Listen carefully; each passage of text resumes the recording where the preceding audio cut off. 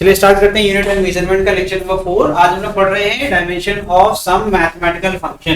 कुछ mathematical function के dimension हम लोग सीखने की कोशिश करेंगे। ठीक है, अभी तक जो पढ़ा है आई थिंक वो सबको क्लियर होगा। ठीक है, तो स्टार्ट करते हैं क्लास को।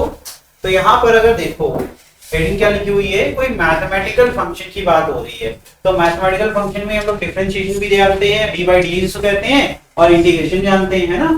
तो अब उसका अगर किसी भी वेरिएबल के आगे इंटीग्रेशन या फिर डिफरेंशिएशन लगा हो तो क्या हम उसका कभी भी डायमेंशन निकाल सकते हैं या नहीं निकाल सकते हैं, जरा उसके बारे में जरा पढ़ने की कोशिश करते हैं। ठीक है, तो यहाँ पर अगर लिखा हुआ है डी बाई डी एक्स, मैंने क्या लिख दिया, डिफरेंशियल लिखा ना पहले, डी बाई डी एक्स। अब मैंने ऑर्डर, जो ऑर्डर होता है वो पावर होती है। ठीक है, ऑर्डर का मतलब इसको नहीं आ रहा है वही समझ लो, d by d x of, मान लो यहाँ पर एस लिखा हुआ है। ठीक है, समझ लो। ठीक, तो एस वेरिएबल का एक्स के रिस्पेक्ट में डिफरेंशिएशन हो रहा है। तो ऑर्डर कैसे होता है, जैसे एक बार डिफरेंशिएशन करोगे तो डी बाई डी एक्स आएगा। मान लो दो बार एक्स का डिफरेंशिएशन कर दिया, अंदर क्या था डी बाई डी एक्स, और एक्स का डिफरेंशिएशन एक बार हमने कहा नहीं एक बार और करो, तो जरा डी इंटू डी करोगे तो क्या आएगा बेटा, और नीचे D x into D x क्या हो जाएगा, तो आएगा नहीं आएगा, तो कहेंगे सेकेंड ऑर्डर का डेरिवेटिव। मतलब कि दो बार सेम हम क्वांटिटी को डिफरेंशिएट कर दी। पहली बार जो किए जो भी उत्तर आया उसी को दोबारा डिफरेंशिएट कर दिया। समझ में आया कि नहीं आया। इसी प्रकार अगर यहाँ n लिख दिया तो n टाइम्स हमने डिफरेंशिएट किया होगा जो भी हमारा वेरिएबल है। समझ में आ रहा है कि नहीं आ रहा, इतना ओके है। तो ऐसे डिफरेंशियल कोएफिशिएंट का अगर हमें डायमेंशन निकालना हो, मैंने क्या बोला, डायमेंशन निकालना हो, तो हम सिर्फ और सिर्फ y अपॉन एक्स की पावर n का डायमेंशन चेक करेंगे। समझ में आया कि नहीं आया, ये सीखना जरूरी है कि अगर d बाई डी एक्स लिखा हुआ है तो हमें सिर्फ x वेरिएबल्स को पकड़ना है। ठीक, तो y की पावर कितनी है 1, तो y का अपना जो भी डायमेंशन होगा, और x की पावर है तो x का डायमेंशन उसकी होल पावर n कर देंगे। समझ में आया। अगर n की वैल्यू 2 होती, मान लो x किसको रिप्रेजेंट करता है, दूरी को रिप्रेजेंट करता है, मान लिया। ठीक है, और हमने n की वैल्यू कितनी बता दी आपको, मतलब इस वाले केस में, इस वाले केस के लिए आपसे बोल दिया। तो आपसे मैंने इस वाले केस के बोला, मैंने कहा कि s भी आपकी दूरी है और x भी आपकी दूरी है। ठीक, पहले से बता दिया। तो इसका डायमेंशन निकालना होगा, जो फॉर्मूला पढ़ा है उसके हिसाब से आप कहेंगे sir s upon x square का जो डायमेंशन होगा वही डायमेंशन हमारा होगा। समझ में आ रहा है कि नहीं आ रहा है।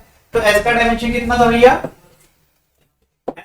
और नीचे l का स्क्वायर हो जाएगा, है कि नहीं। तो बचेगा क्या 1 अपॉन या फिर l। देखो तुमने डायरेक्टली जो है सीख लिया कैसे अप्लाई करते हैं। समझ में आया कि नहीं आया।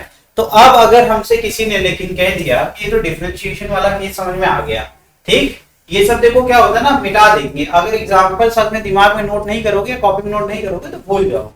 तो हम यहीं पर आगे इसको मिटा करके अगर लिखना है तो लिख लेना, मैं यहाँ पर कॉमा दे करके इंटीग्रेशन वही पढ़ा रहा हूँ। ठीक है, अगर हमसे किसी ने कह दिया इंटीग्रेशन ऑफ y dx का डायमेंशन निकालो, तो डायमेंशन के लिए मुझे स्क्वायर ब्रैकेट लगाना पड़ेगा। तो इसका डायमेंशन क्या होगा, y और x का जो भी डायमेंशन होगा वही डायमेंशन हमारा इंटीग्रेशन ऑफ y dx का होगा। समझ में आया कि नहीं आया।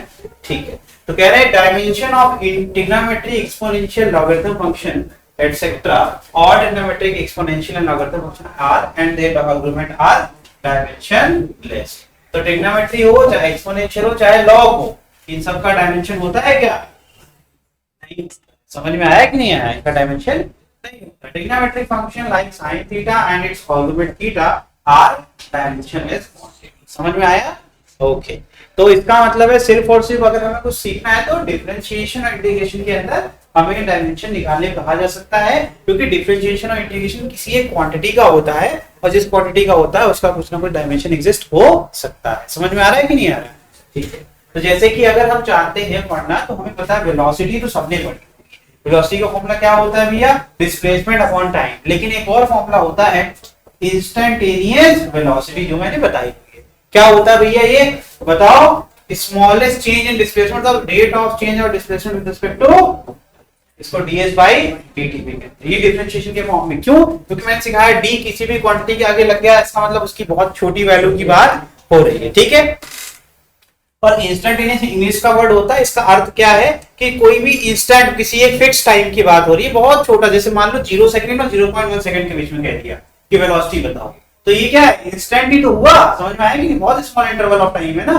तो इस केस के लिए, तो ऐसे केस में जब आप देखोगे तो ये देखो डिफरेंशिएशन हो गया, तो आपसे ds by dt का डायमेंशन कोई पूछेगा तो आप क्या करोगे, आपको अच्छे से सिखा दिया गया है कि s अपॉन t कर दोगे, है ना, s अपॉन t करोगे तो s क्या हो गया, लेंथ, और t क्या हो गया, टाइम। तो ये जब लिखोगे तो आप लिख सकते हो lt माइनस, समझ में आया कि नहीं आया। मैंने आपको प्रैक्टिकल एग्जांपल भी बता दिया कि कहां पर ये यूज कर सकते हैं, समझ में आ रहा है। ओके, आगे बढ़ जाएं। ओके, चलिए, तो आज हम लोग ने सीख लिया कि डायमेंशन ऑफ मैथमेटिकल फंक्शन भी हम कर सकते हैं, जिसमें डिफरेंशियल और इंटीग्रल कोएफिशिएंट्स का डायमेंशन निकालना हम लोग ने सीख लिया। ठीक है, कोई दिक्कत, यहां तक कोई दिक्कत नहीं।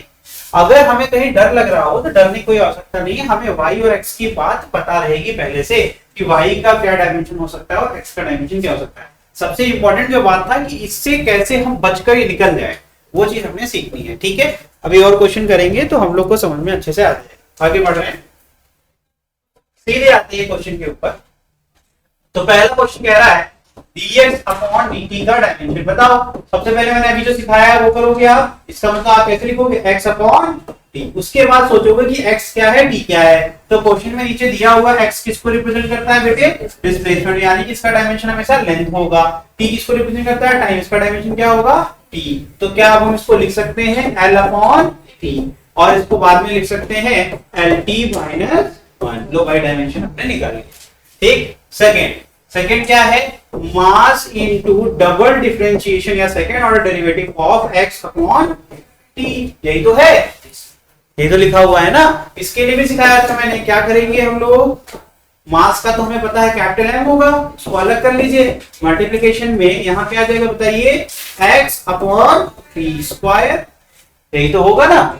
अरे याद नहीं, ये देखो यहाँ पर लिखा हुआ है, देखो y अपॉन x की पावर n। तो यहाँ पर क्या आ जाएगा, x अपॉन t की पावर जो भी है 2 है तो 2 लिख दिया, और x क्या है, डिस्प्लेसमेंट, तो ये l हो गया, और t ऊपर आएगा तो t की पावर माइनस, तो ये आपने निकाल लिया। ठीक है, समझ में आ रहा है कि नहीं आ रहा है। तो इसका मतलब है ये किसको रिप्रेजेंट कर रहा था, एक्सीलरेशन को, किसको, एक्सीलरेशन। समझ में आया, इसको कहते हैं इंस्टेंटेनियस एक्सीलरेशन, समझ में आया। तो ये हो गया। अगला क्वेश्चन क्या है, इंटीग्रेशन ऑफ v dt। ठीक, इंटीग्रेशन वाला भी याद होना चाहिए। क्या करेंगे, v लेंगे और जिसके रिस्पेक्ट में कर रहा है t है ना, तो क्या जाएगा डायमेंशन में, v t। समझ में आ रहा है कि नहीं आ रहा, v का क्या होता है बताओ, l अपॉन t, और t कट जाएगा, बचेगा क्या, l ही तो बचेगा। इसका आंसर क्या आ गया, l। कोई दिक्कत, आखिरी वाला नीचे कर। तो यहाँ पे क्या आ जाएगा, डायमेंशन ऑफ a dt, ऐसे सिखाया था ना मैंने, क्या लिख दोगे, a लिख दोगे और t लिख दोगे, और a का डायमेंशन क्या होता है भैया, और इसमें मल्टीप्लिकेशन में क्या है, t, बचेगा क्या, सब कुछ आया है कि समझ में, कोई डाउट, इजी है कि नहीं, अनाहिता समझ में आ रहा है कि नहीं बेटा।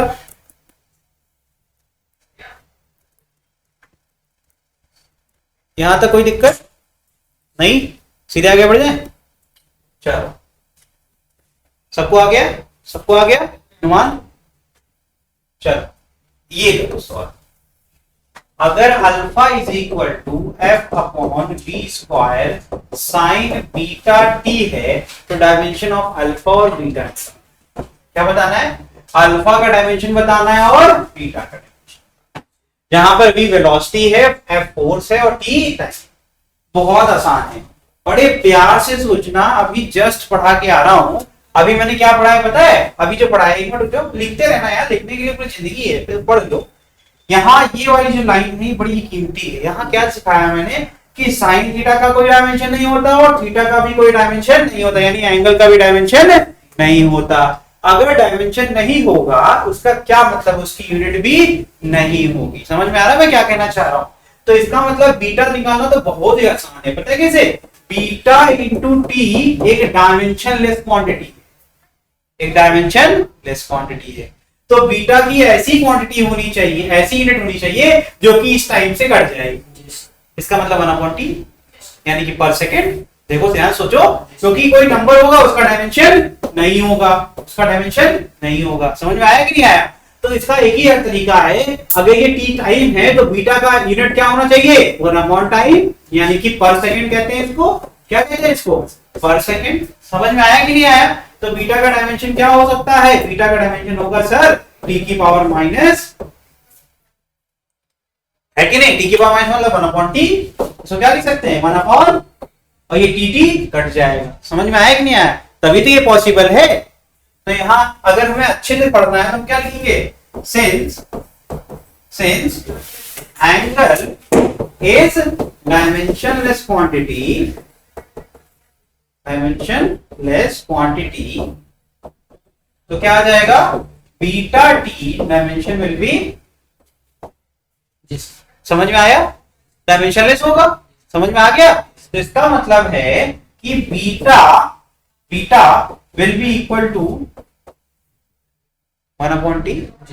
समझ में आ रहा है कि नहीं आ रहा है? और 1/t होगा तभी टी कटेगा, और फिर डायमेंशन यूनिटी नहीं होगी तो डायमेंशन भी नहीं होगा। समझ में आया कि नहीं आया? तो ये मैंने यहाँ पर प्रूफ कर दिया, ठीक है। और इसका मतलब है बीटा का जो डायमेंशन होगा वो क्या हो जाएगा, ठीक है बेटा, यहाँ तक कोई दिक्कत? अब ये सीख गए, पीछे एक लाइन से आपने ये सीख लिया, इसके बाद तो कुछ करना ही नहीं है, इसका कोई डायमेंशन होता नहीं है, फोर्स का LT-2 होता है, और v स्क्वायर लिखा हुआ है तो ये LT-1 होता है, LT-1 का होल स्क्वायर करोगे तो L2T-2। समझ में आ रहा है कि नहीं आ रहा है? बचेगा क्या, सिर्फ m बचेगा। हमने जल्दी जल्दी बोला क्योंकि हर प्रकार के बच्चे क्लास में होते हैं, जिनको आ गया वो अपनी कॉपी की तरफ देखेंगे, जिनको नहीं आया वो मेरे साथ करेंगे, ठीक है। देखो तो अब हम अल्फा निकालते हैं, तो अल्फा बराबर था f/v² sin बीटा t। हमें अच्छे से पता है कि इसका कोई भी डायमेंशन नहीं होता, तो डायमेंशन ऑफ अल्फा जब निकालेंगे तो सिर्फ वही क्वांटिटी लिखेंगे जिसका डायमेंशन होता है ना। तो अब यहाँ फोर्स का डायमेंशन हमें अच्छे से याद हो चुका है, तो हम लिख डालेंगे उसको। वेलोसिटी का डायमेंशन भी हमको अच्छे से याद है, तो लिख डालेंगे, उसका होल स्क्वायर कर देंगे, है ना। और फिर यहाँ से क्या आ जाएगा, mLT-2, और नीचे क्या जाएगा, स्क्वायर खोलोगे, ब्रैकेट खोलोगे तो क्या जाएगा, L स्क्वायर और t की पावर -2। -1 था, -1 × 2 करेंगे तो क्या आएगा, -2। ये ऐसे कट जाएगा, क्लियर है ना। न्यूमरेटर डिनोमिनेटर में सेम चीज होती है तो काट सकते हैं। अब यहाँ स्क्वायर है, यहाँ एक L है, तो एक तो काट ही सकते हैं, तो एक L ऊपर चला जाएगा तो बचेगा क्या, mL माइनस, क्या भाई, ठीक है। तो हमने अल्फा का भी डायमेंशन निकाल दिया, नोट कर लीजिए। कोई दिक्कत हो तो मुझसे पूछ लीजिए, दोबारा बता देंगे। कोई दिक्कत, आराम से सोच लो नुमान, कोई दिक्कत नहीं है, आप बता देंगे, ठीक है, ओके।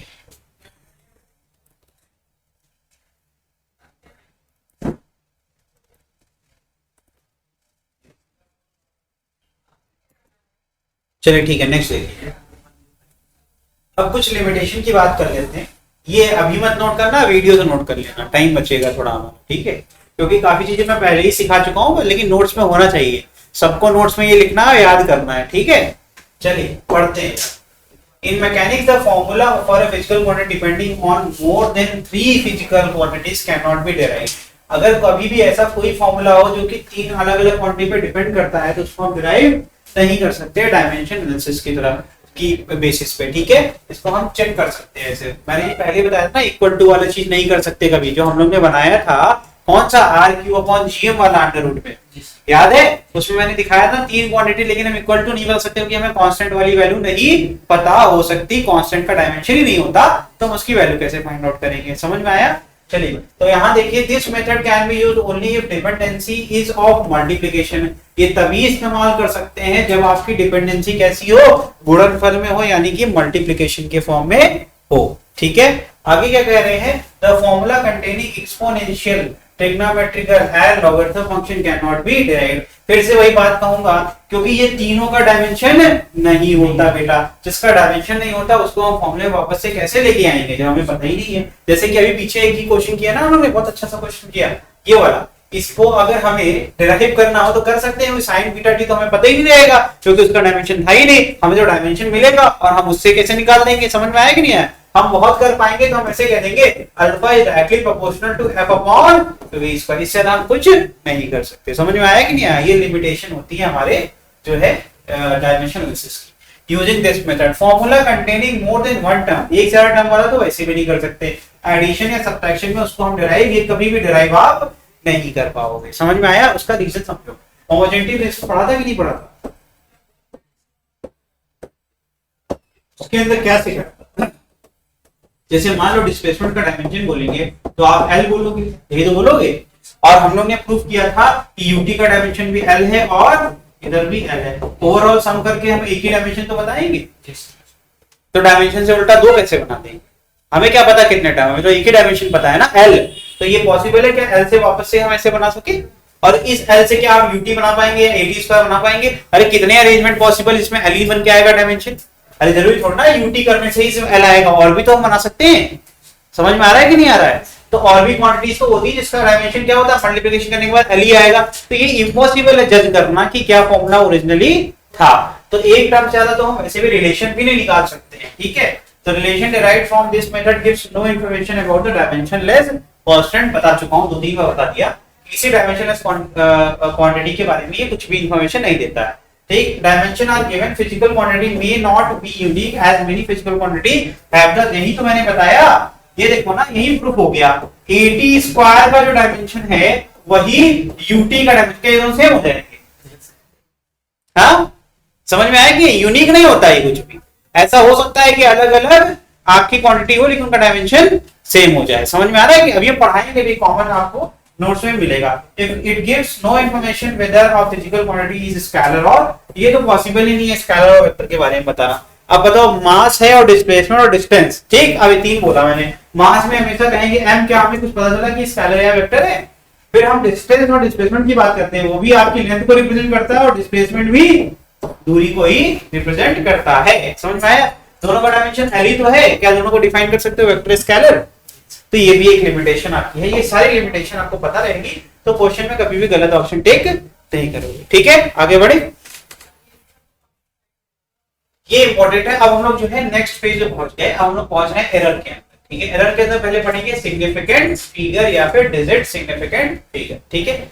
अब आपको पता है कि जैसे डेसिमल नंबर्स आपने बहुत पढ़े होंगे, 2.3000000 कर देंगे, तो अब मैंने मुझसे कहा कि इसमें सिग्निफिकेंट फिगर कितनी है, तो इसमें कौन से जीरो का काउंट करना है, कौन से को नहीं करना है, कुछ नियम बनाए गए, ठीक है। हम उसके बारे में ही पढ़ने वाले हैं, ठीक है।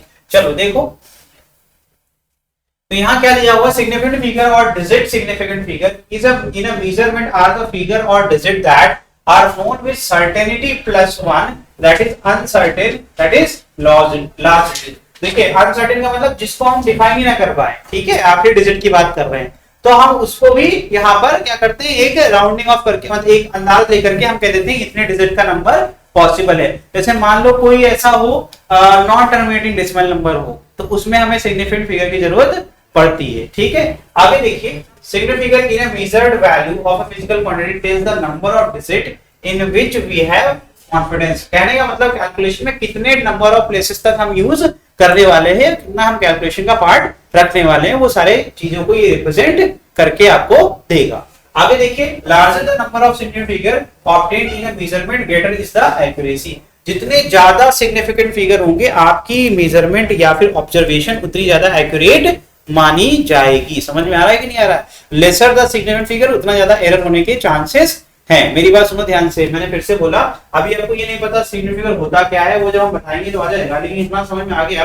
कि अगर मैंने कहा कि मैंने इस कमरे की लंबाई और चौड़ाई मेजर करी है, मैंने क्या बोला, इस कमरे की लंबाई और चौड़ाई हमने मेजर करी है। मैंने कहा यार जो मेरा आया वो आया 10.1 फुट, ठीक है। मैं पॉइंट 1 पे आके रुक गया, लेकिन दूसरा बंदा आता कहता 10.1234, उसकी ज्यादा एक्यूरेट मेजरमेंट थी मेरे कंपैरिजन में। समझ में आ रहा है कि नहीं आ रहा है? अब मैंने ऐसे बता तो दिया, लेकिन सिग्निफिकेंट क्या होता है, अब देखो अभी वही पहुंचेंगे रूल पढ़ाने वाले।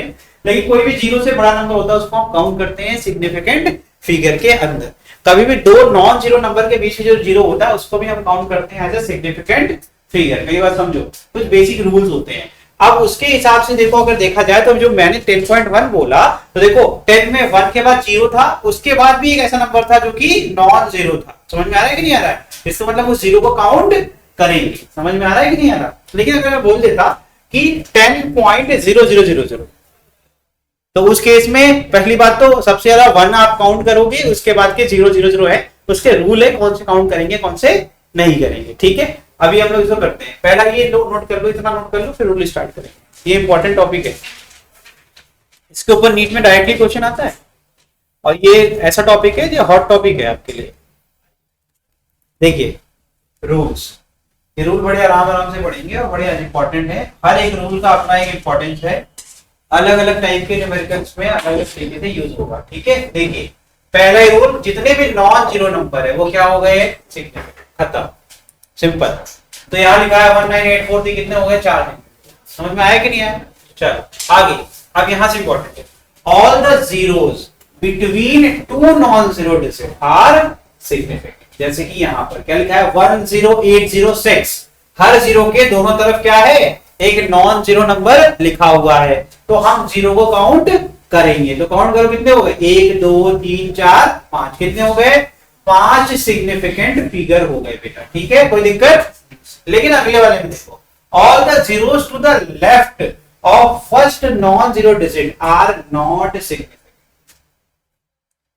अब जैसे यहां लिखा है 108, लेकिन मेरे दिमाग में हमने कहा नहीं, हम 3 जीरो और जोड़ दें, तो उनकी कोई वैल्यू नहीं। समझ में आया? तो सिग्निफिकेंट फिगर अभी भी टी ही रहेंगे जैसे कि पहले था। समझ में आया कि नहीं आया? तो लेफ्ट साइड में कोई भी जीरो है तो वो मेरे काम का, समझ में आया कि नहीं आया? Okay, if the number is less than 1, zeros are on the right of the decimal point but to the left of the first non-zero digit। आराम से कह रहे हैं कि नंबर क्या है, एक से छोटा, डेसिमल नंबर है। ठीक है, और कह रहे हैं कि zeros on the right, right side मतलब ये वाला होता है।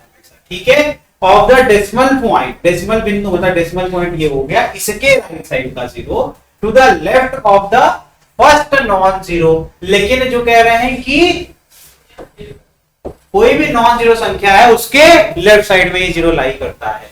आगे क्या कह रहे हैं, are not significant, are not significant. समझ में आया कि नहीं आया? तो हमने कहा डेसिमल के राइट साइड और पहला नॉन जीरो संख्या के लेफ्ट साइड, वो कभी भी सिग्निफिकेंट नहीं।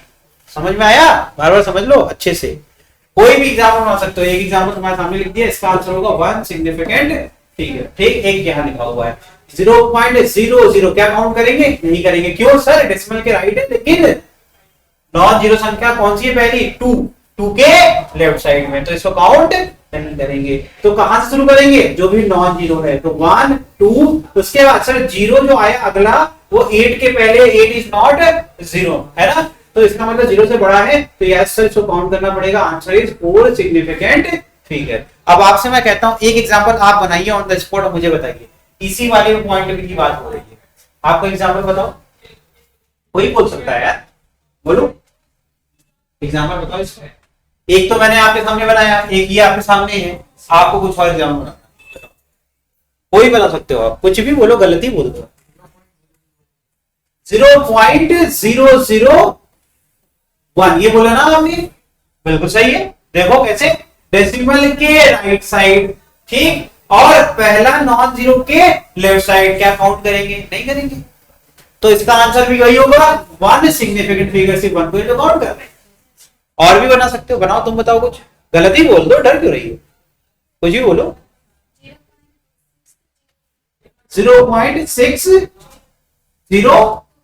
ठीक है, कोई बात नहीं, लेकिन यहां पर हमारे पास कुछ भी ऐसा नहीं है जो इस रूल में हमें यूज करना पड़े, ये तो बिना इस रूल के हो जाएगा ना, क्योंकि आपने देखो नॉन जीरो बोला, आप अगर यहाँ एक जीरो लगा तो आपका एग्जांपल सही हो जाए। ठीक है, तो अब हमने क्या, इस रूल का मतलब क्या है कि डेसिमल के बाद का जो जीरो होता है उसको कब काउंट करेंगे और कब काउंट नहीं करेंगे। अगर हमारा डेसिमल के बाद का जीरो हमारे कोई भी नॉन जीरो नंबर के पहले पड़ जाएगा तो हम उसको काउंट नहीं करेंगे। समझ में आ रहा है कि नहीं आ रहा है बेटा? लेकिन अगर यही ऐसे लिख देते, जैसे कि यही एग्जांपल था 0.10003, हमें सारे जीरो काउंट करने पड़ेंगे। क्यों? क्योंकि वो दो नॉन जीरो के बीच में लाई कर रहे हैं। समझ में आ गया सबको? तो इसका आंसर होगा कितना, 5 सिग्निफिकेंट फिगर होगा या नहीं होगा? इसका आंसर कितना होगा, काउंट करो, 1 2 3 सिग्निफिकेंट फिगर। डरने की कोई जरूरत नहीं, गलत तो यार होगा ही जब पढ़ने आए वो, तो एग्जाम्पल एकदम बताया करो, डरो मत। आगे देखिए ये, क्योंकि इसके बाद वही एग्जाम्पल लेने वाला था। The trailing zero, trailing zero का मतलब क्या होता है पता है? जैसे मान लो 0.2, अब यहाँ पर ये सारे जीरो क्या हो गए? ट्रेलिंग। समझ में आ रहा है? Zero to the right of the last non zero digit. समझ में आ रहा है? जैसे यहाँ पे 1 लगा करके फिर एक जीरो लगा। मेरी बात सुनना, ये एक बना रहा हूं एग्जाम्पल आपके सामने। जो ट्रेलिंग जीरो होते हैं उसका मतलब समझो, जो भी डेसिमल नंबर होगा उसके बाद, डेसिमल के बाद जो भी आखिरी नॉन जीरो नंबर होगा, जैसे कि इसके क्या है 1, इसके बाद कोई नंबर है जो जीरो से बड़ा हो? नहीं ना। इसका मतलब इसके बाद जो भी होगा जीरो, वो कौन सा होगा? ट्रेलिंग जीरो है। अगर ये 1 ना होता तो ये सारे ट्रेलिंग जीरो थे। समझ में आया कि नहीं आया? लेकिन इस 1 की वजह से ये 3 जो 4 जीरो है ये ट्रेलिंग जीरो अब नहीं रहे। समझ में आया कि नहीं? वो काउंट करना पड़ेगा। तो कह रहे हैं in number with decimal point are significant. तो यहां पर क्या कह रहे हैं? देखो यहां पर कह रहे हैं कि डेसिमल के बाद के राइट साइड में जितने जीरो है उनको आपको काउंट करना पड़ेगा। समझ में आ रहा है कि नहीं आ रहा है? ओके, तो ट्रेलिंग जीरो क्या होता है ये समझ में आ गया, और सिग्निफिकेंट होगा या नहीं होगा ये समझ में आ गया कि नहीं आपके? तो इसका आंसर क्या होगा? 1 2 3 4 5 6 7। तो क्या हो जाएगा? 7 सिग्निफिकेंट। ठीक है, सही है। समझ में आया कि नहीं आया? फिर से देखो, यहां देखो, यहां कितने हैं भैया? 1 2 3 4, बिकॉज ये कैसा है? डेसिमल के बाद राइट साइड में आपका ये ट्रेलिंग जीरो है, इसलिए इसको काउंट करना पड़ेगा। वेरी इंपॉर्टेंट है, याद रखना। गलती क्या होती है? क्योंकि हम रट के जाते हैं लेफ्ट वन, है ना। हमें पता होता है कि भैया कोई भी नॉन जीरो नंबर के पहले कोई भी अगर जीरो है तो उसको काउंट नहीं करना है। यही गलती हो जाती है कि जब हम जल्दी जल्दी में करने लगते हैं तो हम देखते हैं कि नॉन जीरो नंबर है उसके बाद के जीरो क्यों काउंट करेंगे, है ना। लेकिन ऐसा नहीं करना होता है, ठीक है, याद रखिए। ओके, तो the trailing zero in a number without a decimal point may not be significant. अगर डेसिमल नहीं है तो उसके बाद ट्रेलिंग जीरो को काउंट करने की कोई जरूरत नहीं है। यहां देखो ध्यान से, ना पहले वाले को करेंगे ना बाद वाले। ये तो पहले सीख लिया था, लेफ्ट वाले को तो काउंट ही नहीं करना, ठीक है। तो यहाँ पर कौन सा, क्योंकि डेसिमल नंबर नहीं है इसलिए हम काउंट नहीं कर रहे हैं। क्योंकि डेसिमल नंबर होता तो ये ट्रेलिंग जीरो आपका सिग्निफिकेंट होता, लेकिन अगर डेसिमल नंबर नहीं है तो इस केस में सिग्निफिकेंट फिगर कितने हो गए? 3। समझ में आया कि नहीं आया? सबको आ रहा है? ठीक है, आराम आराम से पढ़िए, ये सारे रूल इंपॉर्टेंट है, हर एक रूल अलग अलग चीज बता रहा है। When the number is expressed in exponential form, क्या कह रहे हैं कि अगर कोई भी नंबर एक्सपोनेंशियल फॉर्म में, जैसे मान लो 10 का स्क्वायर, समझ में आ गया कि नहीं आ गया? फिर कह रहे हैं exponential term does not affect the number of significant figure. तो कह रहे हैं कि भैया ये पहली बात तो ये कोई रोल नहीं है इसका सिग्निफिकेंट फिगर में कोई रोल है नहीं, ठीक है। उसके बाद ये समझ लीजिए कि आपका सिग्निफिकेंट फिगर जो रहेगा वो आपका, देखो मल्टीप्लायर के पहले ये थोड़ा सा गड़बड़ है, यहाँ पर ये 10 की पावर 1 था, और यहाँ पर ये 10 की पावर 2 था, और यहाँ पर ये 10 की पावर 3 था, और यहाँ पर ये था 10 की पावर माइनस, ठीक है। क्योंकि यहाँ डेसिमल कम हो गया ना, समझ में आया? डिवीजन जाएगा तभी तो डेसिमल हटेगा, याद है? अपने क्या कर, डेसिमल हटाओगे तो नीचे जीरो बढ़ जाएगा। तो ये 10 की पावर माइनस 1 यानी कि डिवीजन में ही था, ठीक। तो अब ये मल्टीप्लायर हो गए एक्सपोनेंशियल के फॉर्म में, हो गए कि नहीं हो गए? ठीक, देखना सिग्निफिकेंट का तीनों जितने केसेस सब में सेम आएगा। पहले वाले में देखो क्या है भैया? Non zero non zero non zero, 3 हो गए। आंसर कितना आया? 3। फिर हमने एक डेसिमल प्लेस जंप कराया आगे, ठीक। तो डेसिमल आगे खसकेगा तो मल्टीप्लायर में एक 10 आएगा कि नहीं आएगा? अब देखो कितने, 1 2 3, क्योंकि इसका कोई रोल नहीं, पढ़ा है ना, ये पढ़ो क्या लिखा है कि एक्सपोनेंशियल फॉर्म में जो भी लिखा है उसका कोई रोल नहीं, ठीक है। आगे यहां पर 1 2, यहां पर 1 2 3, और यहां पर 1 2, क्या सब में 3 सिग्निफिकेंट फिगर है या नहीं है? समझ में आ गया कि नहीं आ गया? तो कोई भी मल्टीप्लिकेशन में पावर के फॉर्म में या एक्सपोनेंशियल फॉर्म में लिखा हुआ है तो उसको हम नहीं देखेंगे। समझ में आ रहा है कि नहीं आ रहा है? हमारे लिए सिर्फ न्यूमेरिकल वैल्यू ही इंपॉर्टेंट है, और कभी भी मल्टीप्लायर आने से सिग्निफिकेंट फिगर नहीं बदलता। समझ में आया? ओरिजिनल नंबर क्या था? 12.3। अंत तक जितना सिग्निफिकेंट फिगर इसका था उतना ही रहा या बदल गया? नहीं बदलेगा, कभी बदल नहीं सकता, गलत हो जाएगा ना। तो ये हो गए आपके इंपॉर्टेंट रूल्स जिसकी मदद से आप कभी भी सिग्निफिकेंट फिगर निकाल सकते हैं, कोई भी क्वेश्चन आपका हो जाएगा, ठीक है। नोट करिए फिर आगे बढ़ेंगे, ये इंपॉर्टेंट है, नोट करिए। चलिए देखिए,